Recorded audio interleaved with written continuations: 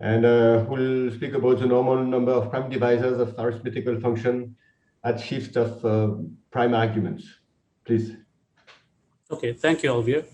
I'm very happy to be part of the Balu 70th birthday celebrations. Our associations go a long way back to his days when he was a graduate student and when I was a graduate student. So it's really a privilege to be speaking at this conference. So let me begin with the motivating theorem of 1916. Hardy and Ramanujan wrote a beautiful paper on the number of distinct prime divisors of a natural number. They showed that if you look at any fix an epsilon positive, the number of m less than or equal to n for which omega of m minus log m deviates from, omega of m deviates from log m by a square root log m. That's very rare, and a random number m usually has about log m distinct prime divisors in this sense. So this is a beautiful paper. It's almost a century old now. So there's G.H. Hardy, and there's Ramanujan. And this particular paper is full of many ideas, and it's essentially spawned the development of probabilistic number theory in a variety of ways. Unfortunately, I won't have time to go into the historical evolution of this subject, but certainly this paper has foundational roots. So let's see why you would expect a theorem of this sort.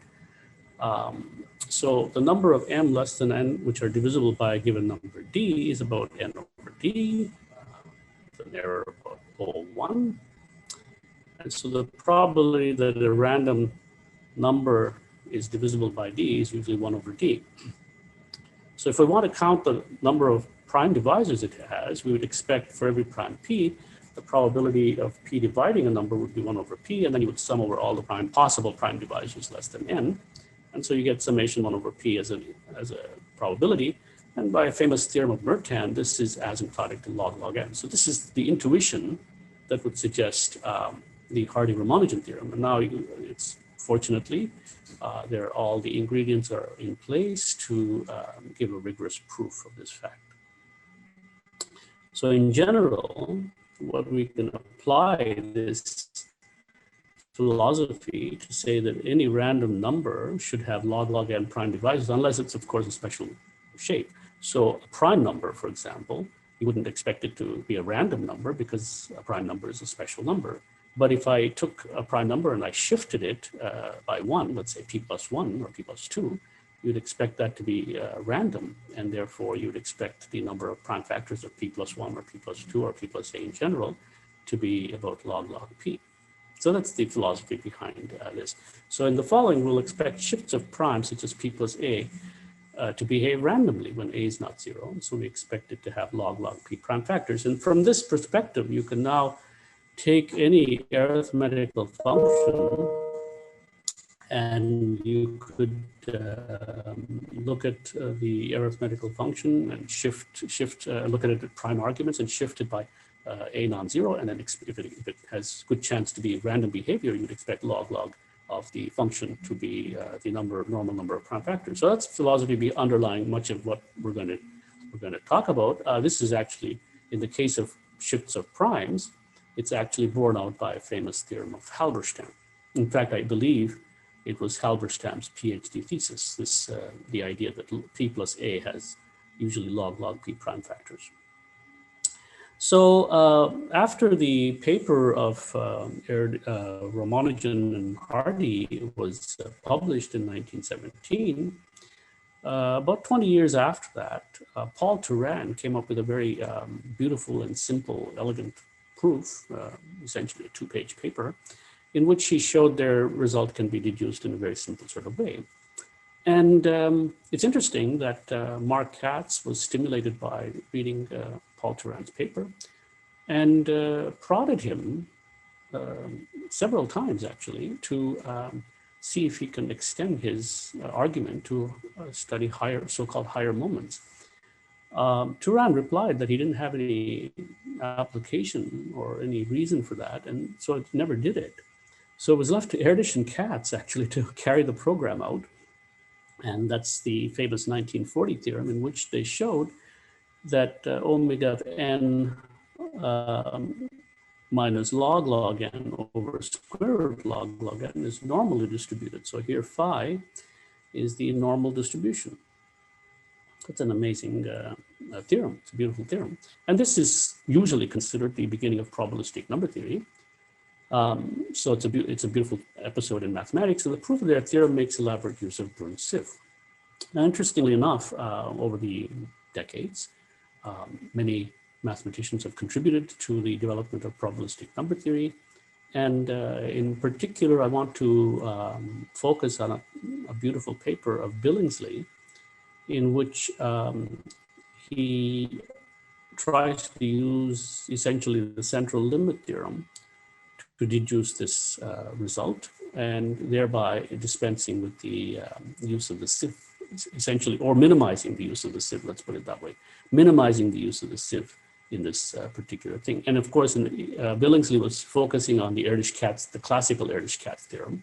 And in that sense, he did succeed in eliminating the use of the sieve by invoking the central limit theorem. But for the applications we have in mind in this particular talk, the use of the sieve is axiomatized, and so we want to focus on that. So here's the axiomatic framework. We consider a sequence of numbers, a sub m's, defined on a particular subset S of the natural numbers. So think of capital S to be, let's say, prime numbers. And so A sub m could be a sequence indexed by prime numbers. For example, we could take A sub p to be tau of p, the Ramanujan tau function. And so we may be interested in how many prime factors that the Ramanujan tau function would typically have. So in that kind of, with that prototypical example, let's proceed and axiomatize the whole thing. So let S of n be the number of m less than n, which are n in S. And we will assume that there's a polynomial growth for the sequence. And that for each natural number d, S n d will be the number of m less than or equal to n, such that A sub m is divisible by d. And so we need to postulate, just as you would in sieve theory, postulate some sort of distribution result. So SND would be the number of, we expect the density delta of d times S of n plus a small error. So we'll assume that. And then we assume something about the density here. We will assume that the lim sup of that is less than 1. And typically, delta of d would be 1 over d, typically. It doesn't have to be exactly 1 over d. It could be asymptotic to 1 over d. And we just like to have the lim sup of this thing is less than 1. This is just really essentially a technical condition. It'll show up later why it's essential. But then now we postulate that SND is usually delta of d with a very small error. This looks like a Bombiri-Vinogradov style theorem for this arbitrary sequence, but it's much weaker, as you will see, because as I said, delta of L is usually 1 over L, and these are primes. And so here, mu sub n is log alpha sub n. So typically is alpha sub n is going to be some small power of n. So that essentially mu sub n is going to be log n. And therefore, from a standpoint of the Bombiri-Vinogradov theorem, this is much weaker because we're only asking for a saving of a power of log n. And usually, typically in the Bombiri-Vinogradov style theorems, you want savings of arbitrary powers of logarithms. So this is much weaker. And so these are the basic axioms, basic axiomatic framework in which we want to study these problems. So a couple of months ago, in joint work with Kumar Murthy and Sudhir Pujari, we proved what we called an all-purpose Urdish-Katz theorem. So you assume that with those axioms in place, which are very mild axioms, with this kind of a Bombiri-Vinogradov style, weak Bombiri-Vinogradov style theorem in place, immediately you get an Urdish-Katz style theorem for the number of prime divisors of a sub n. It usually is log n minus divided by root log n. And so you get this phi, and L is prime, and phi is, of course, the normal distribution, and this probability P sub n S is the measure that you would assign to the set S sitting inside 1n, which assigns the measure 1 over Sn to each point. So that's, and then you take a limit of these probabilities. So then you here, mean minus mu n, Ram. pardon me? You mean minus the mean. Oh yeah, you're absolutely right. Yeah, so I think I stated this in the, later on. It'll be exactly what you just said. It'll be minus mu sub n divided by the standard. Thank you very much. Yeah. So that's the general. You're absolutely right. So here's the general theorem. Sorry, I think I cut out wrong part of the slide and pasted it. This is the defects of technology here. Okay, so we have exactly that, and so the axiom is allows us to the technical axiom, if you remember, on that lim sup delta L being less than 1, is to allow that this kind of inequality to hold.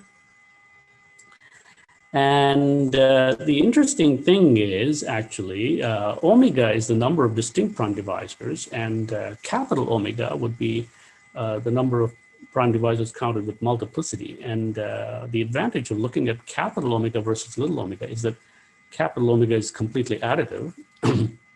And so this is saves us a lot of trouble, actually. Technical difficulties are eliminated. So it would be convenient to move from this to capital omega, and you just need one more axiom that it doesn't deviate too much. And once you axiomatize that way, you actually get a theorem with capital omega in place. So we need one more small condition about the convergence of the squares don't contribute too much to this sequence. So this is basically the axiomatic framework behind.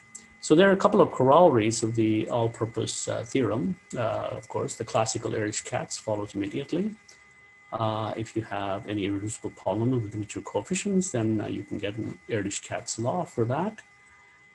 Then you get Halberstams' theorem, who first studied omega of shifts of primes. So it satisfies an Urdish-Katz law.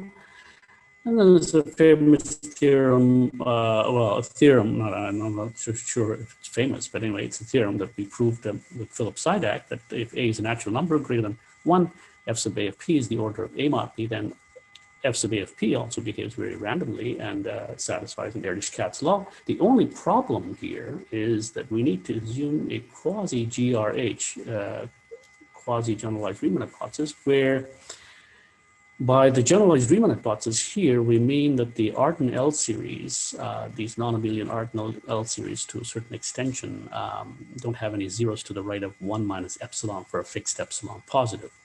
So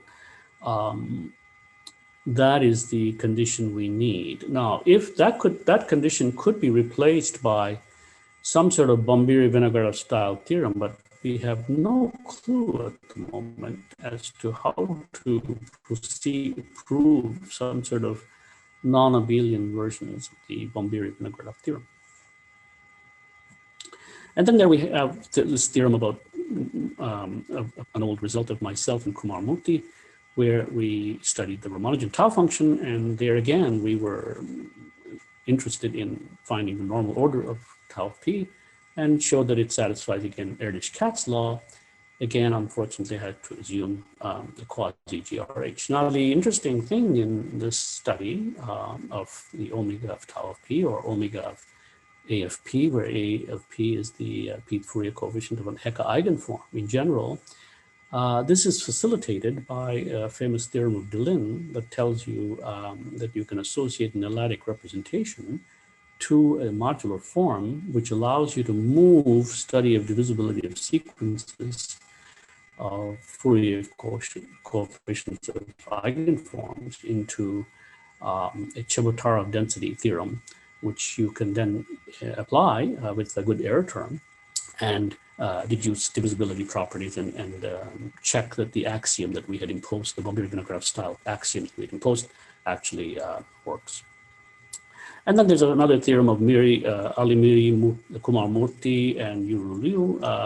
If it's an elliptic curve without complex multiplication, then the number of points on the elliptic curve also has a normal number of prime factors, satisfies an Erdos-Katz law again, modulo quasi-GRH. And if it has CM, then you can remove GRH, because if you have CM, then it means that you can move the divisibility question into primes distribution in a imaginary quadratic field.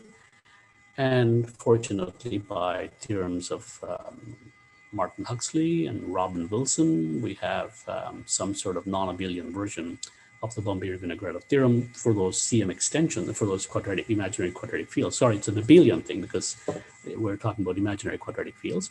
And we have these theorems which you can use and eliminate the use of the Riemann hypothesis. In very, very recent work with Kumar and Sudhir, we showed that you can now apply this axiomatic framework to study many things, like sums of Fourier coefficients of Hecke eigenforms. So if I took, two eigenform coefficients and added them, you'd expect this to be a random number again. And so you'd expect the number of prime factors to be log p again. And so again, this has an Erdos-Katz law. You may be wondering, why would you take sums of Fourier coefficients? Well, it actually happens that supposing I have a curve of genus 2, then the Jacobian of that curve has an L function, which is products of Hecke eigenforms of A2.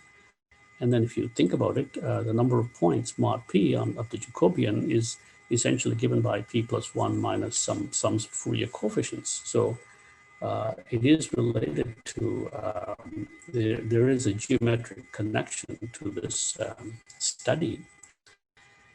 And so the question you may ask is, well, you're assuming the generalized Riemann hypothesis.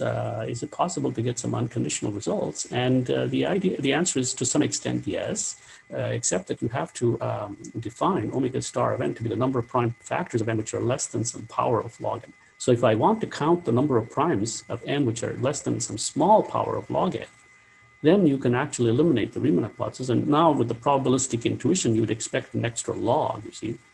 Log of log n to the kappa would be triple log.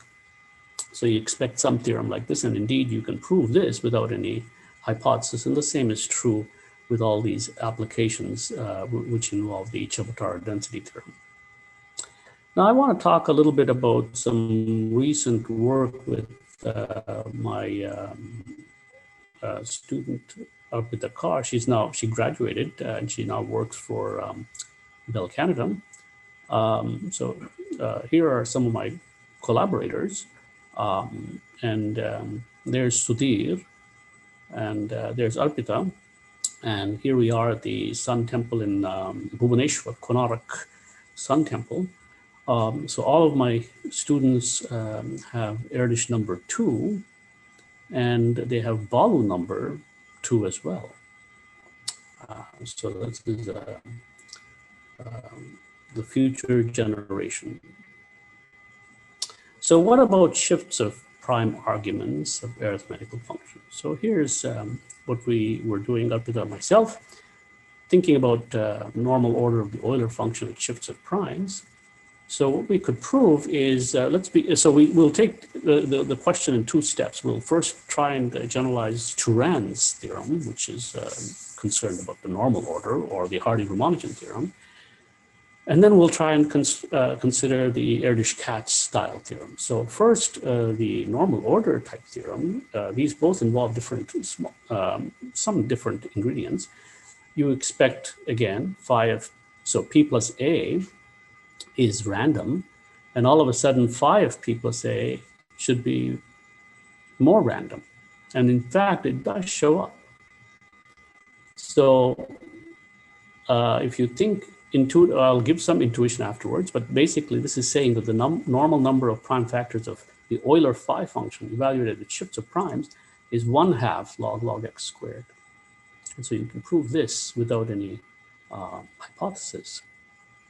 And then of course you have the Erdos-Katz law, which will tell you that the situation here is something like 1/2 log x squared with a standard deviation of this, but there's this extra cube root of 3 that shows up. It's kind of an interesting phenomenon. This was already apparent in my earlier work with Kumar on the normal number of prime factors of the tau function. So with suitable normalization, this is saying that this whole thing is normally distributed. So what's the intuition towards the proof of the theorem? Well, the intuition is the following. You have a multiplicative function, let's say, and if I were to take f of p plus a, well, I have to factor p plus a, so let's factor it into products of prime powers and evaluate it. And we expect that the number of prime factors, so basically the number of factors here is to be like log p, and then we expect f of q to the a to behave randomly. So we expect log p times log p squared, but there's a half that shows up, which is interesting. If you do the intuition correctly, you do get a half. So for a prime p, you can factor this into a product of prime powers. And then since phi is a multiplicative function, you can just say phi, that is the product of phis, and then break up the phis into two parts where we look at the contribution coming from small so-called small prime factors and the contribution coming from so-called big prime factors. And so y here is a suitably chosen parameter. And then we want to use the omega function because, as I mentioned before, the advantage of using omega is that it's completely additive as opposed to the little omega function, which is only, what they call it, just additive, I suppose, is the terminology. So because of its complete additivity, it is convenient to use the capital omega function. And so we end up getting capital omega phi of p plus a to be just the sum of the phi omega of these quantities. And then you would then break up this sum into two parts according to small prime powers and big prime powers. And you would also truncate the contribution according as count the primes less than small power and count the primes bigger than small power. And the point is that primes which are big will actually be a bounded number. And so essentially it boils down to studying contributions essentially from small primes. Usually z is going to be a small power of x. And finally, when you interchange this summation, you can see that you're counting primes in arithmetic regressions here. And then, of course, you would use the Bomberi-Vinogradov style idea. You would write down the main term and then the error term and try to exploit the error term here. And so that's basically where the use of the Bomberi-Vinogradov theorem comes in. And so in this particular example, when we're talking about shifts of the Euler phi function at primes, we can use the Bomberi-Vinogradov theorem and not invoke any unconditional Riemann hypothesis. It's not completely straightforward, but it's more or less feasible. I mean, you do have to break it up into pieces. So now, if I want to study the tau function evaluated shift of primes, so let's recall a few facts about the tau function for those of students in the audience. Ramanujan discovered this, well, this goes back to Jacobi actually, but anyway, Ramanujan discovered that this particular function, which is the Ramanujan delta function, has interesting coefficients, namely that these coefficients tau n, given by this infinite product here, were multiplicative. So he made this conjecture. These are three conjectures in a famous paper of Ramanujan in 1916, that it's a multiplicative function, that for prime powers, tau of p to the r satisfies the second order recurrence relation.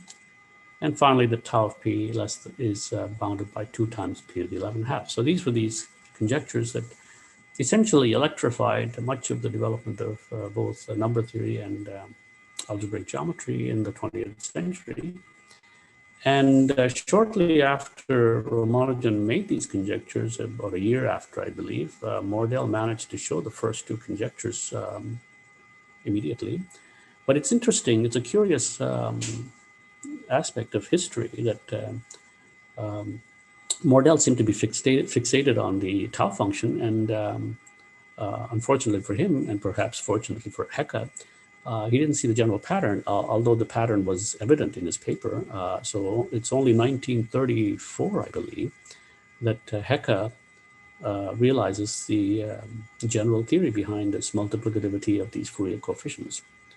So it had to wait another 20 years before somebody figured out the pattern.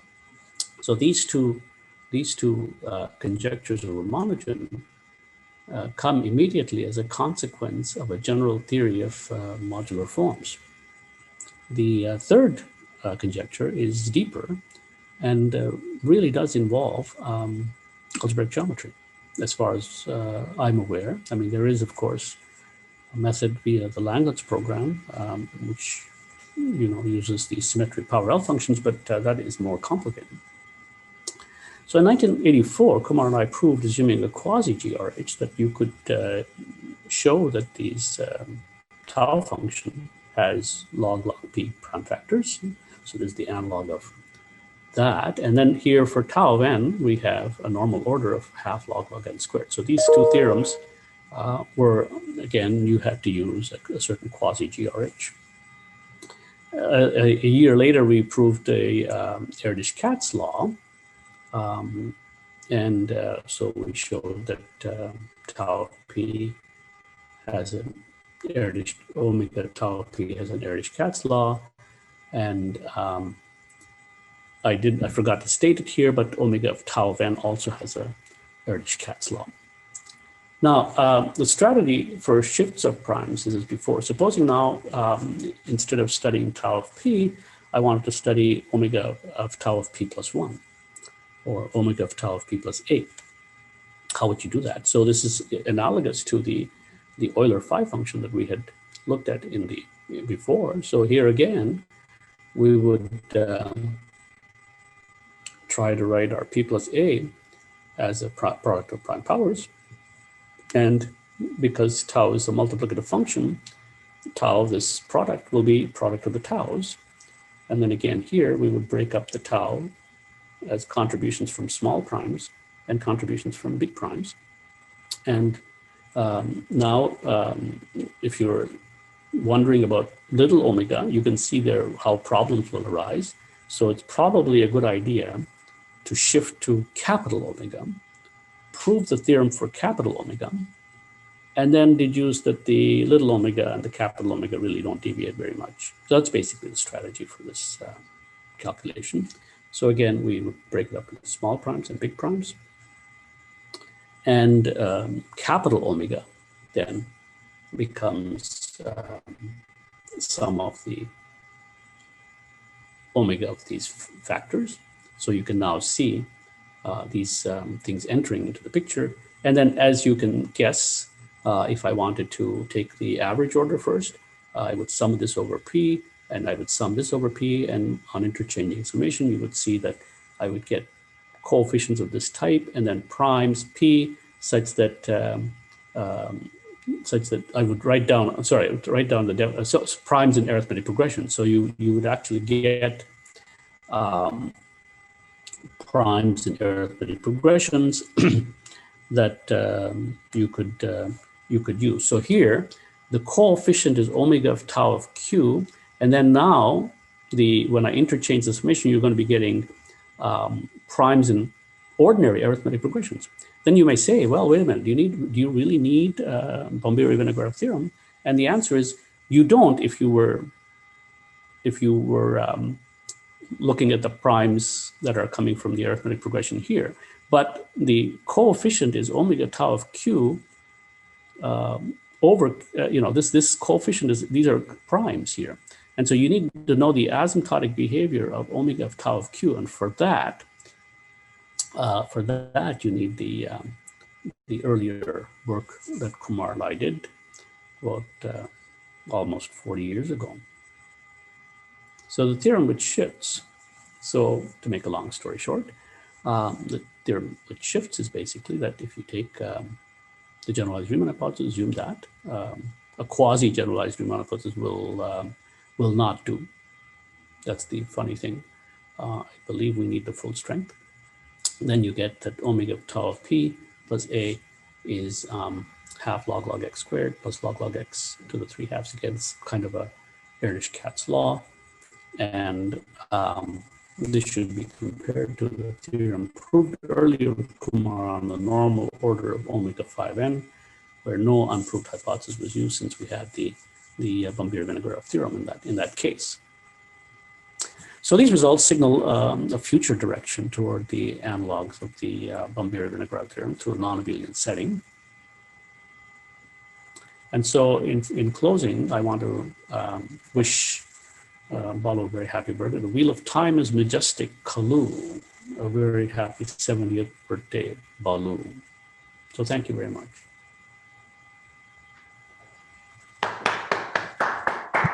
If you manage to unmute, you can clap. So thank you for this nice talk.